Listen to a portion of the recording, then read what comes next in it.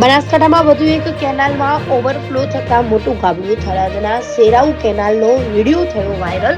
ખેડૂતોના ખેતરમાં ઉભા પાકમાં પાણી ભરાઈ જતા મોટું નુકસાન વેઠવાનો વારો આવ્યો છે. અવારનવાર કેનાલો ખેડૂતોને કરી રહી છે બદનામ.